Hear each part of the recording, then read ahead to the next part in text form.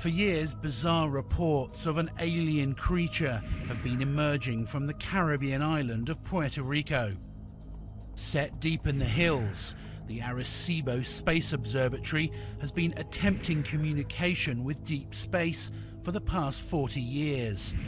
Rather alarmingly, it may not have only received a reply, but a personal visit. In the last 2 years, Puerto Rico has been terrorized by a creature known locally as the chupacabra, or the goat sucker, because, like a vampire, it drains the blood out of its victims.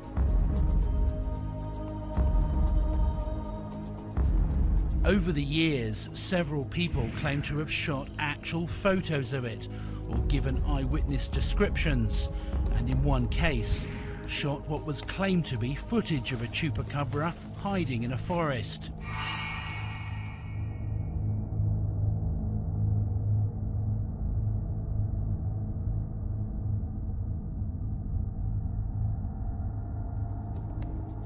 Is it real, or is it an urban myth that's been whipped up into mass hysteria? Some claim that it's an alien creature, while others say that it's just a wild cat. Como de 3 pies de alto, con las piernas bien finas, los pies en forma como de garras, alas extendidas, alas grandes, las manos en forma de garras. No era como un pájaro, es algo anormal de lo que uno usualmente, es algo como así, ¿ves?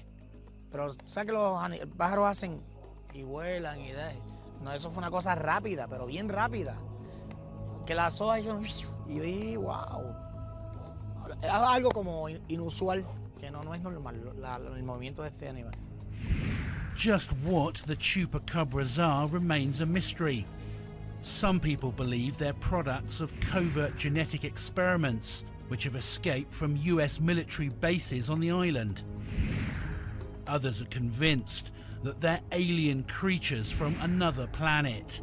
Whatever it is, the locals are scared. Era combinación de gris oscuro y gris claro, entre manchas. No. Los ojos como gotas de agua, pero grandes. En la nariz casi no se le notaba, pero se le veían sí los dos abrotitos y la boca bien pequeña. Miro hacia las de eso y hay dos con los ojitos verde neón. Pero que cuando yo me quedo mirando, eso se puso rojo, rojo, rojo, los ojos de ellos. Y al ponerse rojo, mi cuerpo como que sentía como una corriente o algo. Y yo no me podía mover. De color grisáceo, con los ojos rojos, tenía una aleta en la espalda. Y eso pues levitaba en el aire y tenía el nene agarrado por la mano. A nosotros entrar lo soltó y se fue. Jorge Martin is well known on Puerto Rico. He's been the lead researcher into the chupacabra phenomena for over a decade. They walk on 2 legs, erect, and they have these strange spines or quills or whatever that goes from the back of their heads down to the lower back. And they start changing colors, vibrating very fast, they illuminate themselves, and they start doing this very faint humming sound. And somehow this seems to impel these creatures, which fly away. I think the chupacabras are alien in origin. At first I used to think that maybe this was some type of genetic manipulation, some experiment that had been done here in Puerto Rico. And eventually it escaped to the environment and no one would take any responsibility for it. But then, as we started getting more and more reports from serious, reliable witnesses from all over Puerto Rico, in which these creatures were being observed together with UFO, with alien humanoid beings, and being levitated into this craft, etc., I had to change my mind. One witness, Mr. Jesus Sanchez, claims he managed to get close enough to a chupacabra to strike it with his machete after it had attacked his rabbits. He says he found them all dead, with the blood drained from their bodies. Ahí vine yo, me levanté, cuando oí el ruido, me levanté y salí afuera Cogí un machete y salí afuera. Y cuando vine a averiguar qué era, me pasó la criatura por el lado. Ahí fue que yo le ataqué con el machete. Le di 2 cantazos y sonó como un timbal. Y ahí, cuando él se vio que yo lo ataqué, pues cogió vuelo y arrancó sobre esa parte, hacia el parte de acá de Gurao.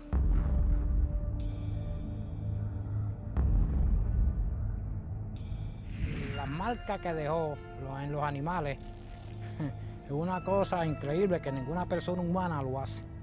Es más, yo le voy a decir, un doctor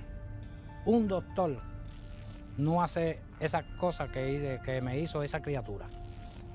Le metió unos agujeros que eran como una aguja de coser por ahí para abajo, por las venas. We asked Mr. Sanchez to identify the creature he saw that night. We showed him artist impressions of chupacabras based on other eyewitness descriptions. Esta es la criatura, en la forma de los ojos, que fue en la que yo lo vi. Lanudo así, uñas así, y los dedos de los pies, que eran 4 que tenían así. Esa es la que yo he visto por ahí. Unos dicen que son monos, los monos no vuelan, el que diga que es mono pues está mintiendo. Eso tiene que venir de otros lados, de otro planeta.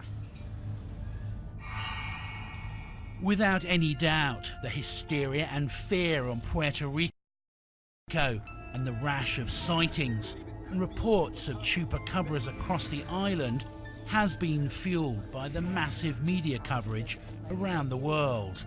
The goat sucker is big news. El chupacabras, which means goat sucker in Spanish, has the nation talking, and it's thought its victims list sheep, cows, horses and pigs. Some people also claim to have been attacked by the fanged menace. I ran and it caught up with me. It grabbed me and I was fighting with it. It's not a dog. I don't care what people say. The nighttime activities of the goat sucker has made the front page headlines, despite the health ministry's opinion that it's a large bat which has been suffering from the drought. The leading US investigator into the chupacabra attacks is a former maths teacher, Professor Cope Shellhorn. Chupacabra means literally goat sucker, and it got its name early on because the chupacabras seem to have decimated a small herd of goats. The main phenomenon really picked up steam around March of 1995. Dozens and dozens of reports of chupacabras started coming in to Puerto Rico. The news media was covering them at the time, and the news media did a pretty good job for a while. The number was kind of staggering. I estimate now there's probably been at least several thousand chupacabra sightings, many at very close range, some at 3 feet. Professor Shellhorn has carefully analysed all the photographic and video evidence to build up the most detailed profile yet of the creature. Chupacabra is really standing full size, is approximately 5 feet tall. Looks somewhat in profile like a kangaroo. The head has a kind of snouty front to it. The eyes, when excited, are red, though red and almond-shaped. Sometimes the eyes have been reported as blue or blue-green, but then when it seems to get excited, they turn red. The chupacabra has hair the longest hairs are a little over an inch. They're thin hairs, they're brown-gray in color, and really very soft, almost like cat hairs. The toes are also 3 digits, the foot has 3 digits, and again claws at the end of the digits. The chupacabra below the knees is pretty skinny, but in the thigh area there is some mass. I mustn't forget, down their back are long hairs, or what I would call crenulations, almost like you find on your English and Scotch castles. When these animals are seen to fly, it appears these long hairs on the back vibrate. And there have been a couple of reports where people have felt that the actual animal's color changed when this vibration started. In one of his chupacabra sightings that he researched, a lady reported being floated off the ground by something while she was sleeping. The lady's name is Maria Mojica, and she lives in what they call a comunidad, a small settlement in the foothills of the mountains about 20 miles west of San Juan. Well, Maria Mojica has a lot of UFO activity around her, and so does the community of Rio Lajas. Maria Mojica sees chupacabras very often. In the preceding year, from the April that I was there, she had seen chupacabras over 15 times, and she had seen UFOs, fairly large UFOs, hovering low to the ground 4 times within that past year. Yo estoy durmiendo, o sea, acostada. Los nenes se quedaron en mi casa, mis nietos, 2. Entonces el nene se acuesta con él y la nena se acuesta conmigo, y yo, como tenía temor, puse un madre en el piso. A mí me pusieron, yo sentí, Martín, que me pusieron a flotar. Me pusieron a flotar. Entonces me agarran y yo siento, veo algo que está al lado mío, me levanto y pongo las manos en la ventana. Yo no podía sacar las manos de la ventana. Entonces, eso fue a las 2 de la mañana, y cuando él se levanta para irse a trabajar a las 4, yo estaba despierta, pero no podía hablar.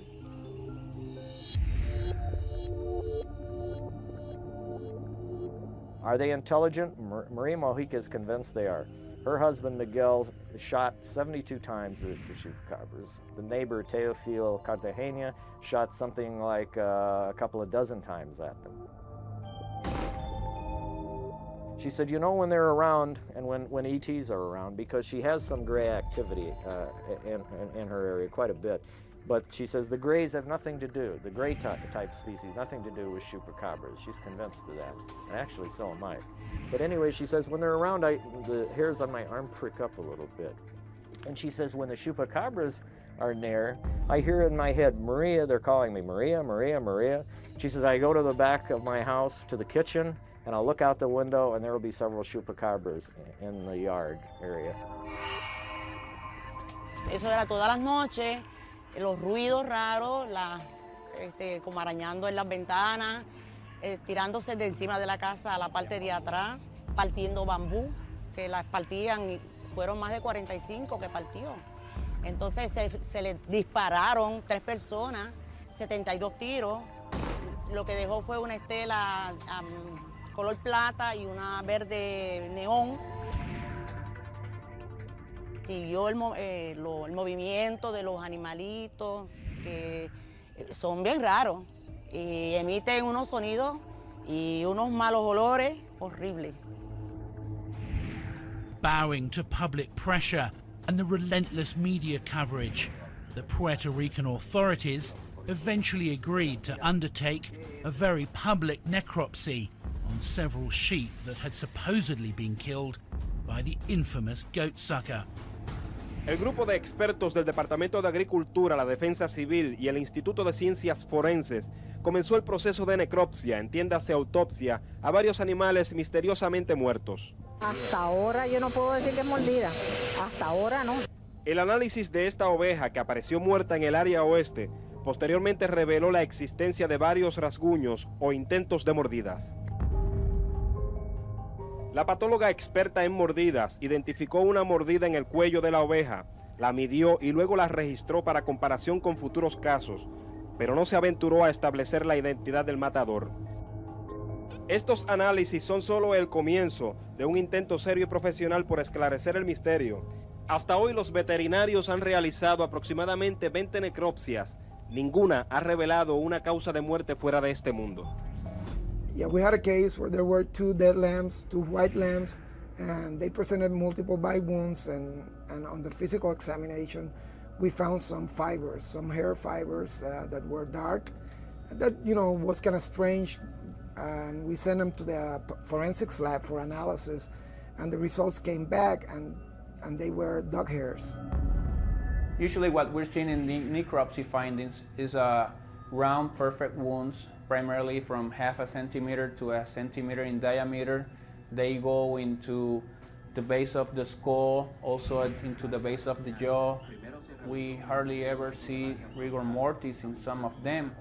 I would say then about 3/4 of the volume of blood from the animals is removed.